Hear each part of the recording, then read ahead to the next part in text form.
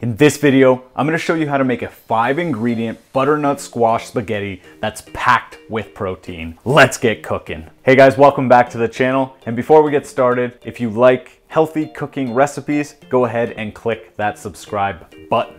This week, we're gonna take a super simple group of ingredients and turn it into one delicious meal. Absolute disclaimer here, guys. I'm wearing a white sweater and handling tomatoes. This is a horrible idea. Do not attempt at home. I am a professional YouTube cook. Just kidding, I have like less than 100 subscribers. We're gonna start by making a homemade marinara. Now you can substitute this out with a store-bought version. Just make sure you check to make sure there's no sugar added on the back of the packaging. We're gonna cook up some bison to make this protein pack, and we're gonna use butternut squash spirals for a low carb option. You can spiralize this yourself if you have one at home. This is just way less work up front buying it in store. Whatever you do, don't buy zucchini noodles. They are by far the worst vegetable noodle. I'm gonna show you how to cook these to give it a ton more flavor than just boiling it in water. Without any further ado, let's get our marinara sauce cooking. First thing that we're gonna need to do is heat a high-walled saute pan over medium-high heat. The reason that we're gonna use this pan instead of a large pot is because we're really not gonna wanna cook this down for a long time, 10 to 15 minutes until we get a nice deep red color. This is just gonna speed up the process of making a marinara sauce. Next, we're gonna go ahead and add in about a tablespoon of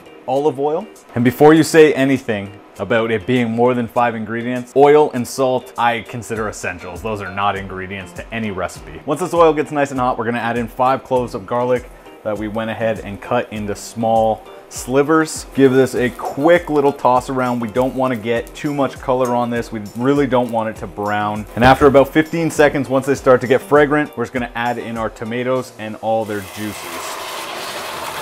This is 28 ounces of San Marzano tomatoes, whole tomatoes that have been peeled. We're just gonna break them up with our spoon here. Once you got this broken down, let it come up to a boil. We're gonna turn down the heat and let it simmer. Before we turn this down though, we're just gonna add in about a tablespoon of dried oregano. If you have fresh basil, you can use that. I didn't have any on hand, and I just wanna show you guys that you can make any recipe with what you already have in your house. We're also gonna add in a very generous pinch of kosher salt.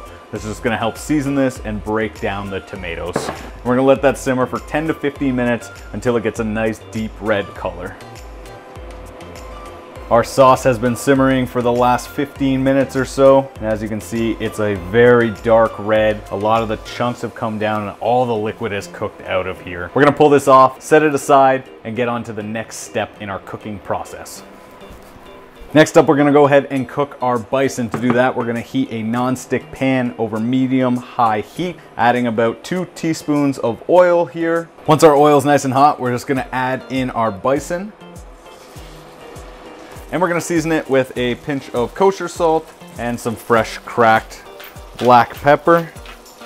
We're not gonna disturb this, we're not gonna break it up, we're gonna let that Maillard effect happen. That's when you get the browning underneath. So we're gonna let this cook for about 2 to 3 minutes on this side, then we'll flip it, break it down. After about 2 or 3 minutes and you get some nice brown coloring on there, we're just gonna give it a flip and start breaking this up. We don't wanna overcook this, but we did wanna get some nice coloring on there.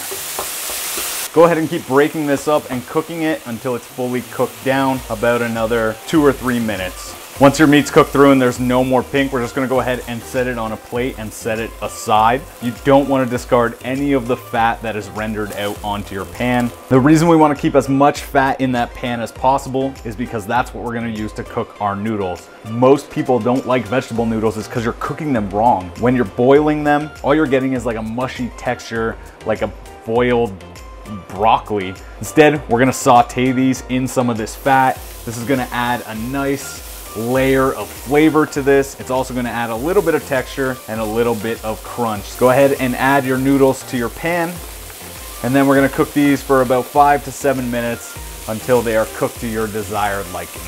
Once your noodles are cooked to your liking, I like a little bit of crunch left in mine, we're gonna go ahead, pull these off, and get them plated up.